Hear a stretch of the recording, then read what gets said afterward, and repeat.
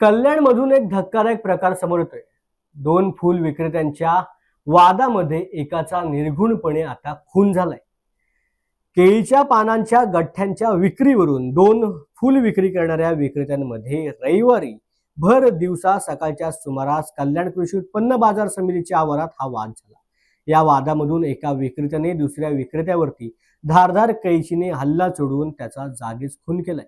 यावेळेला मृताची पत्नी आणि मुलगा वाचवण्यासाठी पुढे आले असताना खुन्याने मुलावर देखील वार करून त्याला गंभीर जखमी केले, तर मृताच्या पत्नीला देखील शिवीगाळ करत तिला देखील मारहाण केली।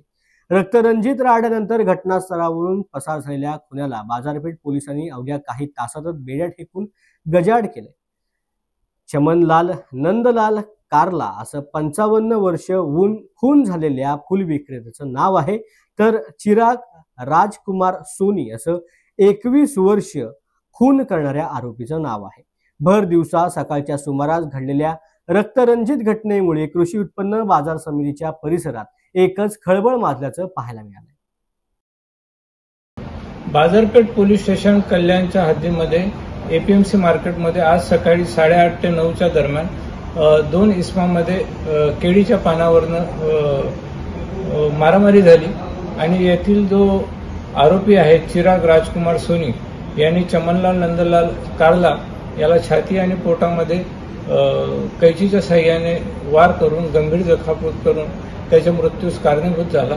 तसेच मयत चमनलाल नंदलाल कारला याचा मुलगा कार्तिक आणि त्याची पत्नी नीतू देवी यांनाही त्यांनी त्या कैचीच्या साह्याने मारहाण करून त्यांनाही गंभीर दुखापत केलेली आहे। या घटनेमध्ये चमनलाल नंदलाल कारला हा उपचार करताना मयत झालेला आहे आणि आम्ही रितसर बाजारपेठ पोलीस स्टेशनला गुन्हा दाखल करून या गुन्ह्यामध्ये चिराग राजकुमार सोनी याला बाजारपेठ पोलीस स्टेशनच्या अधिकाऱ्यांनी ताबडतोब अर्ध्या तासाच्या आत अटक केलेली आहे।